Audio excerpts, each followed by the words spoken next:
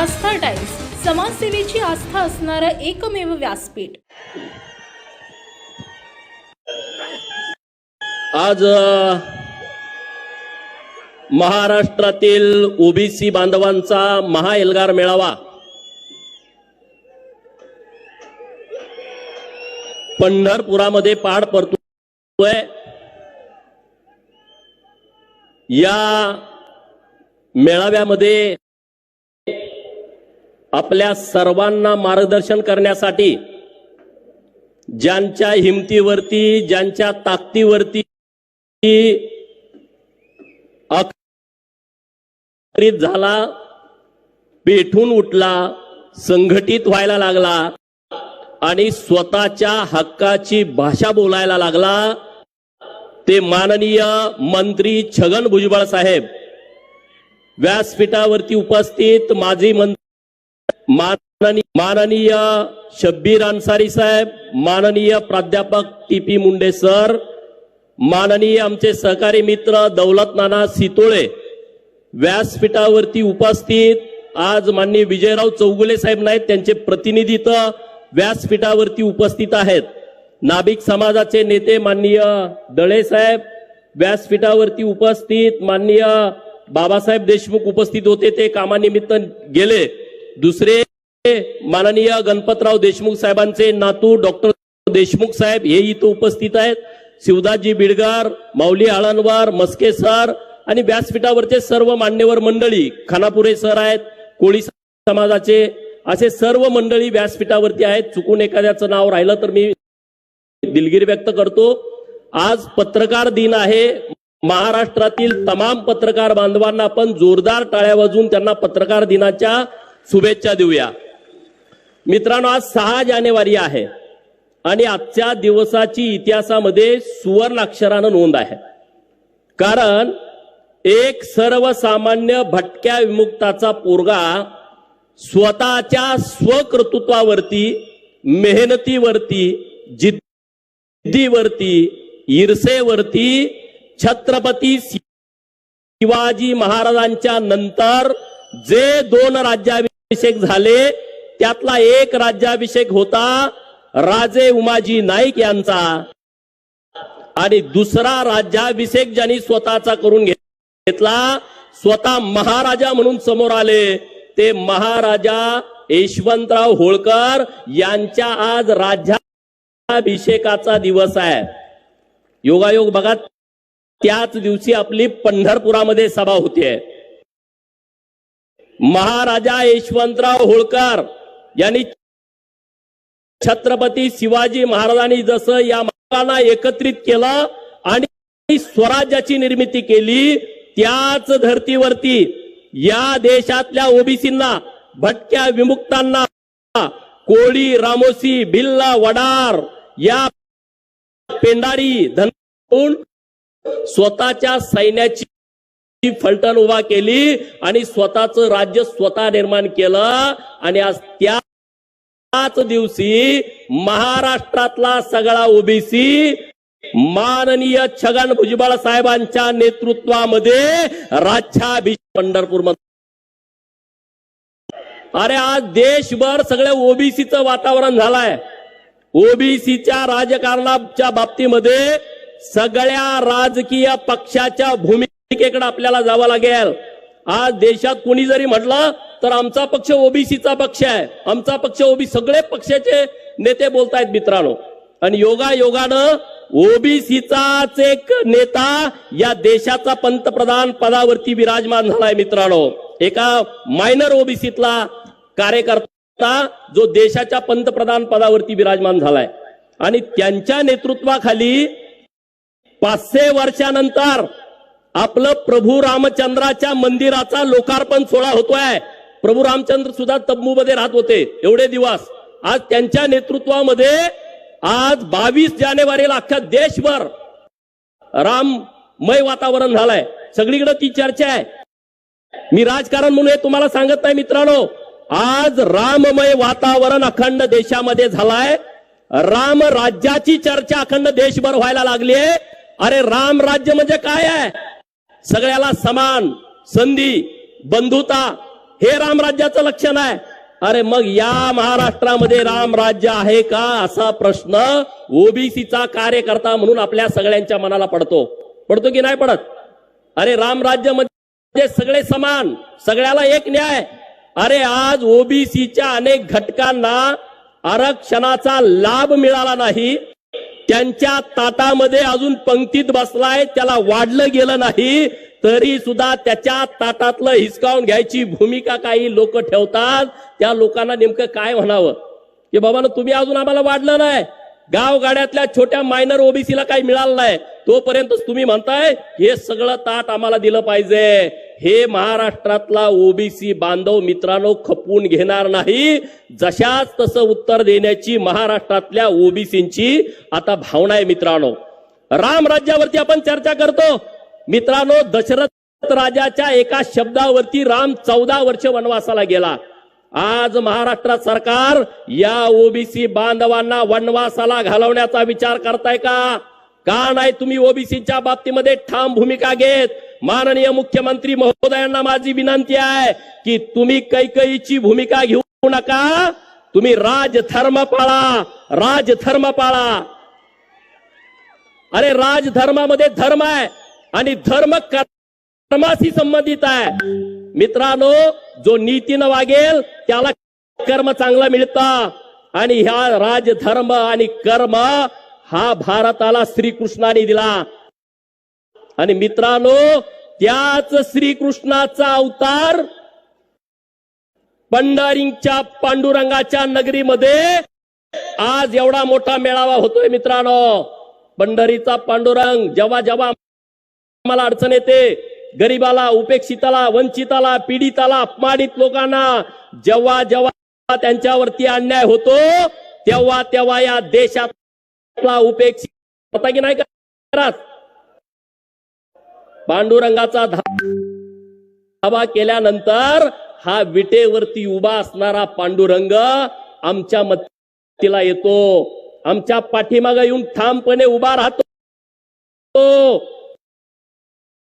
संत सावंत कोल्हापूर जिल्ह्यामध्ये बिरोबाला भेटायला जातो. अरे इतकंच नाही, जेव्हा या महाराष्ट्रामध्ये ओबीसी वरती अन्याय करण्याची भूमिका कोण घेत तेव्हा हाच पंढरीचा पांडुरंग माननीय नामदार छगन भुजबळ साहेब यांच्या पाठीशी ठामपणे उभा राहतोय का नाही राहत? अरे उभा राहतोय म्हणून तर सगळं वातावरण महाराष्ट्रातलं पेटलंय. भुजबळ साहेबांना पंढरपूरच्या पांडुरंगाचा आशीर्वाद आहे मित्रांनो आणि त्यामुळं काळजी करायचं कारण नाही. पण आपली जबाबदारी आहे भुजबळ साहेबांच्या पाठीमागे ठामपणे उभं राहायची मित्रांनो. भुजबळ साहेब आम्हाला बोलतात तुम्ही 2-4 लोक काय करणार आहे, एवढी मोठी शक्ती तुमच्या विरोधात आहे, तुम्ही काय करणार आहे? मी त्यांना एवढंच सांगतो, आमचा मेंढका मेंढर राखायला जंगलामध्ये जातो, 100-1 मेंढ्या त्याच्याबरोबर असतात, पण जेव्हा वाघानं जरी मेंढीवरती झडप टाकली तर माझा मेंढपाळ जीवाची बाजी न करता, पर्वा न करता त्या वाघावरती उडी घेतो. म्हणजे एका मेंढीसाठी तो जीव द्यायला तयार होतो. अरे आता तर आमच्या 346 जातींच्या हक्काचा, अधिकाराचा प्रश्न आहे. हा महाराष्ट्रातला धनगर येडा धाडस केल्याशिवाय राहणार नाही. या सगळ्या ओबीसींच्या पाठीमागे ठामपणे उभा राहणार, हे मी त्या सगळ्या लोकांना सांगतो. आणि एक आहे लाल, एक आहे बाळू मामा मोड बदली. जेव्हा जेव्हा कुठं काही विषय आला तर तो शांत असतो, बाळू मामाच्या मोड मध्ये असतो, तो न्याय देण्याच्या भूमिकेमध्ये असतो. पण जर कुठं चुकून अन्याय झाला तर ऑटोमॅटिक तो बापू बिरू पाटेगावकरच्या मोड मध्ये जातो, ऑटोमॅटिक जातो, त्याला सांगायची गरज नाही. आणि म्हणून आता तो बापू बिरूच्या मोड मध्ये गेलाय. कारण या महाराष्ट्रातल्या ओबीसीचं संरक्षण करण्याची जबाबदारी जे संख्येनं जास्त आहेत, त्यामध्ये माळी, त्यामध्ये धनगर, त्यामध्ये वंजारी, त्यामध्ये तेली, त्यामध्ये रामोसी आणि त्यामध्ये वडार, बाकीचे समाज पण महत्वाचे आहेत. आहेत, पण या समाजात दुसऱ्या लोकांनी करून घेतला.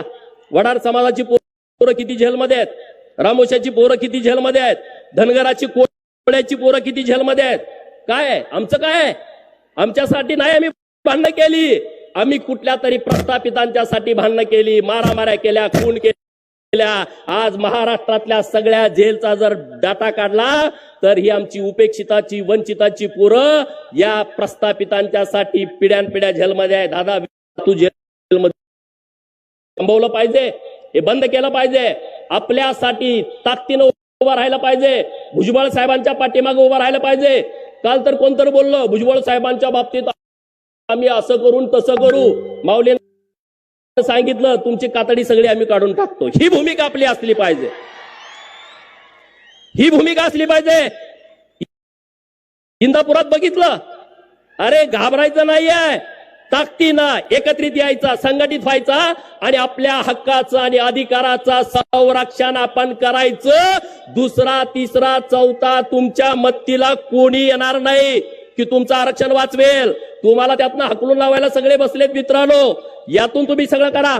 अरे आरक्षणात संपवण्याचा या मोठा डाव सुरू आहे मित्रांनो. ओबीसीला खिंडीत घातलाय, ओबीसीला खिंडीत गाठून त्याला मारून टाकायचं, त्याचं आरक्षण सगळं हिसकावून घ्यायचं. आरक्षणाला धक्का लागणार नाही एका बाजूला बोलायचं आणि दुसऱ्या बाजूला सरसकट तिकडं कुणबी प्रमाणपत्र वाटप करून द्यायची. भुजबळ साहेबांनी सांगितलं रिक्त जागा भरा आणि सर्टिफिकेट घ्या. अरे संविधानामध्ये अशी सुविधा नाही आहे. संविधान कुणाच्या बाजूने आहे? ज्यांचं सामाजिक मागासलेपण आहे त्यांना न्याय देण्याच्या बाजूने संविधान आहे. संविधानामध्ये अशी कुठं तरतूद नाही.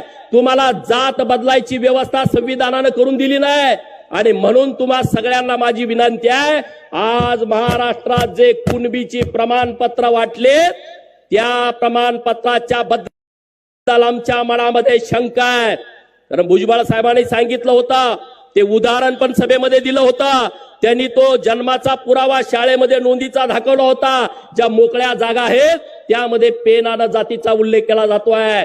आणि म्हणून सरकारकडे आमची पहिली मागणी आहे की हे शिंदे समिती तुम्ही बरखास्त करा आणि जे कुणबी प्रमाणपत्र तुम्ही आतापर्यंत वाटलेले आहेत त्या कुणबी प्रमाणपत्राची श्वेतपत्रिका काढा, पब्लिक ऑडिट करा. या महाराष्ट्रातल्या ओबीसींना त्याच्यावरती हरकती घेण्याचा अधिकार आहे आणि तो आम्हाला द्या. मग कळाल ही खरी सर्टिफिकेट कुठली आहेत आणि खोटी सर्टिफिकेट कुठली आहेत.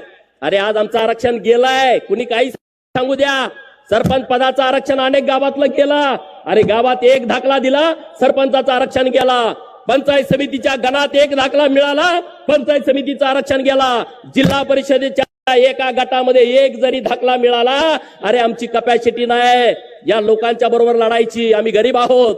म्हणून डॉक्टर बाबासाहेब आंबेडकर साहेबांनी आरक्षणाची तरतूद केली. लोक आरक्षणाच्या वरती बोलतात की असं झालं पाहिजे, तसं झालं पाहिजे. आता दळे साहेबांनी एक स्टेटमेंट केला, जर तुम्हाला आमच्या आरक्षणामध्ये घुसायचं असेल तर त्यांचं स्टेटमेंट अत्यंत महत्वपूर्ण आहे. या महाराष्ट्रातल्या संपत्तीचं आणि जमिनीचं समान वाटप करा. कशाला आम्हाला आरक्षण लागतंय? कशाला आम्हाला आरक्षण लागतंय? अरे बाबासाहेबांनी यासाठी आरक्षण दिलंय आणि तुम्ही ते आरक्षण एका बाजूला कोर्टामध्ये म्हणता या ओबीसीचं आरक्षण 72 जमातीचं रद्द करा. कोर्टामध्ये केस चालू आहे. कोण आहेत ही लोक याच्या पाठीमागं? एका बाजूला तुम्ही म्हणताय की कोर्टातून ओबीसीचं आरक्षण रद्द करा आणि दुसऱ्या बाजूला म्हणताय आम्हाला ओबीसीतून आरक्षण द्या. ही कसली काय भूमिका आहे? या भूमिका नेमक्या काय कळत नाहीत. आणि म्हणून यासाठी महाराष्ट्रातल्या ओबीसीनं एकत्रित आला पाहिजे.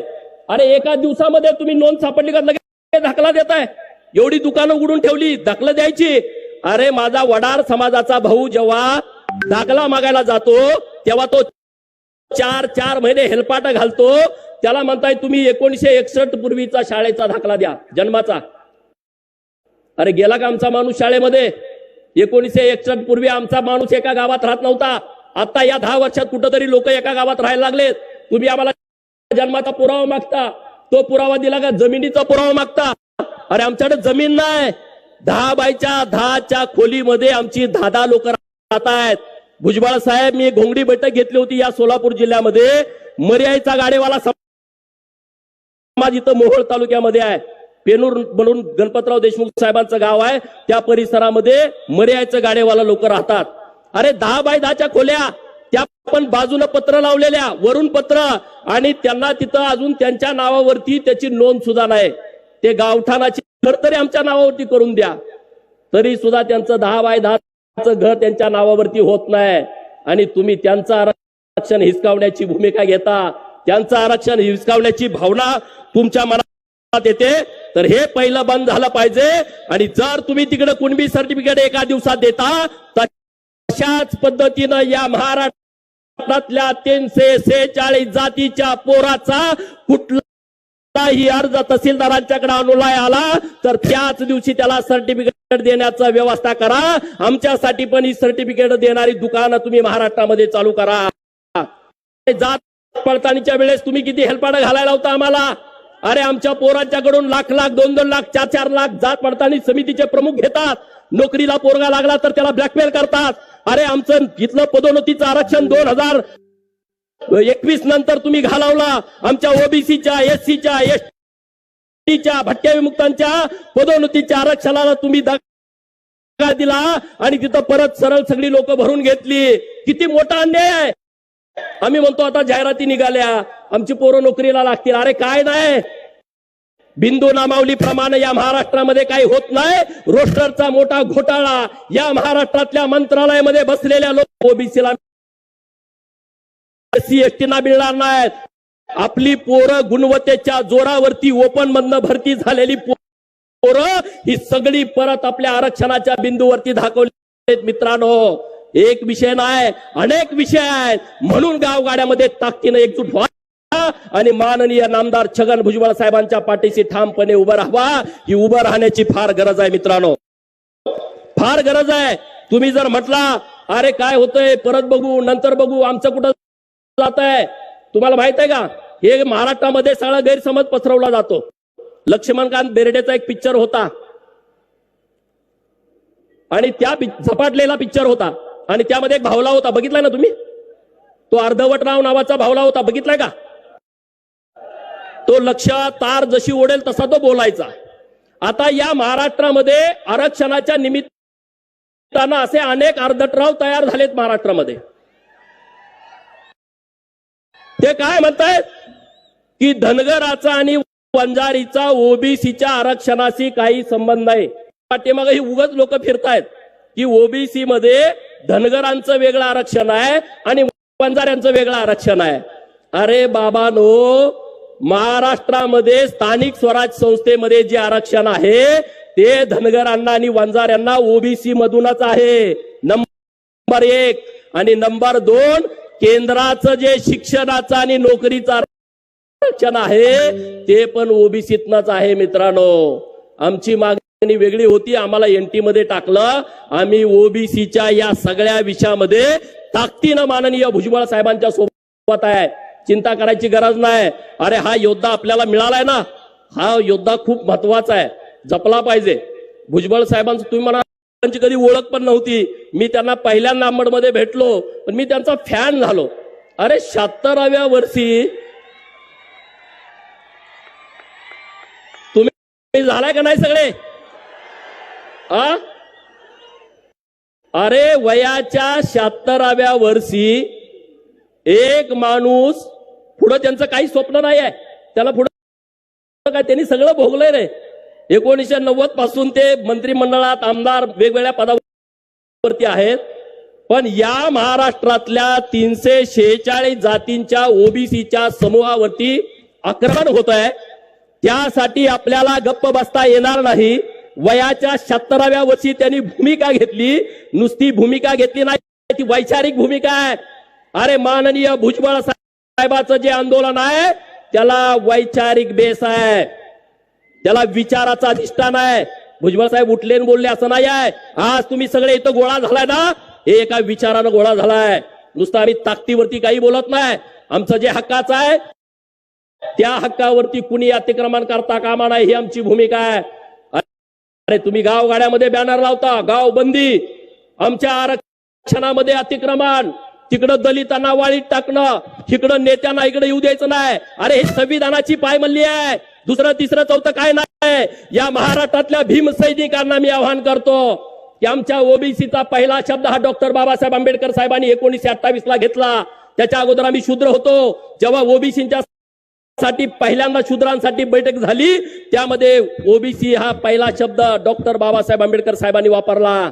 भीम सैनिकांना माझी विनंती आहे,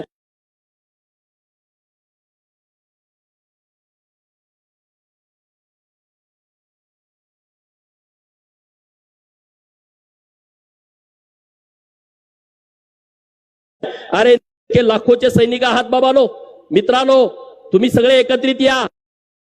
आज इथं कोळी बांधव पण इथं उपस्थित आहेत.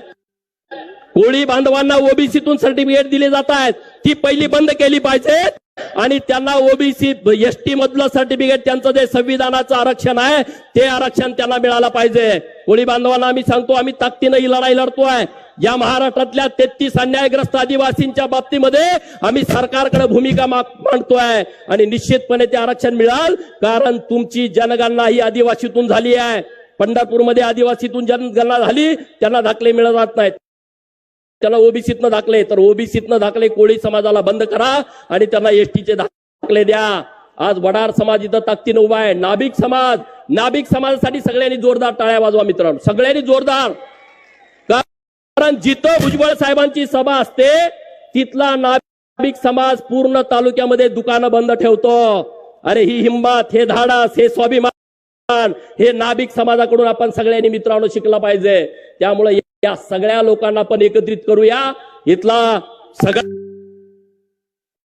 समाज, जो भटका समाज आहे, जो ओबीसी समाज आहे, हा सगळा भुजबळ साहेबांच्या पाठीमागे आपण ताकदीनं उभा करू. मग माळी असेल, साळी, तेली, कुंभार, धनगर, रामोसी, वडार, बेडार, मुसलमान, लिंगायत, परीट, गडसी, डवरी, लोणारी, कोळी, माकडवाला, कुंच्याचा पोरगा, कोलाट्याचा पोरगा, मर्यायचा गाडेवाला, कडक लक्ष्मीवाला, हे सगळे लोक, घिसाडी, वासुदेववाला, ही सगळी लोक आपण एकत्रित करू आणि एक वज्रमुठ बांधू. आज महाराजा यशवंतराव होळकर यांच्या राज्याभिषेक दिना दिवशी या महाराष्ट्रातल्या सगळ्या ओबीसीचा राज्याभिषेक करू आणि राजगादीवरती माननीय छगन भुजबळ साहेबांना आपण बसवू. एवढंच या निमित्तानं बोलतो आणि भुजबळ साहेबांना मी विनंती करतो की आज आम्ही महाराजा यशवंतराव होळकर यांचं घोड्यावरचं चित्र पहिल्यांदा आपल्या शुभ हस्ते आम्हाला प्रकाशित करायचं आहे आणि ते चित्रकार आमचे आहेत, त्यांनी व्यासपीठावरती यावं. जय ओबीसी. आपण ज्यांची आतुरतेने वाट पाहत आहात, ज्यांचे विचार ऐकण्यासाठी आज आमच्या नवीन बातम्या पाहण्यासाठी आजच आमच्या आस्था टाइम्स न्यूज चॅनल